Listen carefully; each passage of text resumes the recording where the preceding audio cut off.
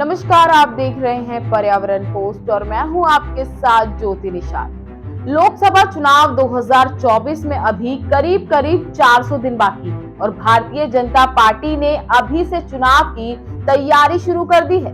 प्रधानमंत्री महाराष्ट्र और कर्नाटक के दौरे पर हैं, वहीं पार्टी अध्यक्ष जेपी नड्डा पश्चिम बंगाल पहुंच चुके हैं, जहां वो एक जनसभा को संबोधित करने वाले हैं।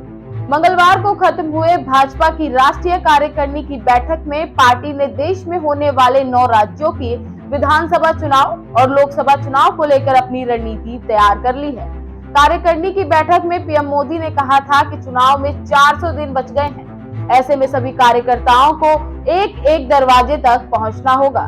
बीजेपी आगामी चुनाव में गुजरात बीजेपी के नेता सीआर पाटिल के फॉर्मूले पर आगे बढ़ने की तैयारी में है। भारतीय जनता पार्टी 9 राज्य में होने वाले विधानसभा चुनाव में गुजरात के जीत के फॉर्मूले को लागू करने जा रही है। दरअसल जीत के इस फॉर्मूले की शुरुआत गुजरात के नवसारी से हुई थी। माना जाता है कि इसके दम पर सीआर पाटिल ने गुजरात में कई चुनाव में पार्टी को जीत दिलाई थी।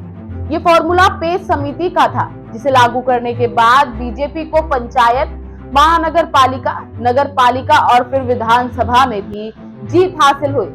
सीआर पाटिल इस फॉर्मूले के दम पर चुनाव से पहले अभूतपूर्व जीत का दावा कर रहे थे। गुजरात के परिणामों में भी ये साफ तौर पर देखा गया कि गुजरात विधानसभा चुनाव में वो हुआ जो मुख्यमंत्री रहते हुए नरेंद्र मोदी भी नहीं कर पाए।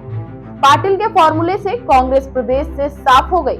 उसे सिर्फ 17 सीटों पर ही जीत मिल सकी, जबकि बीजेपी ने 182 सीटों में से 156 पर जीत दर्ज की। जीत का ये नतीजा पेश समिति के बदौलत था। दरअसल गुजरात में बीजेपी को पेश समितियों ने काफी मजबूत बना दिया।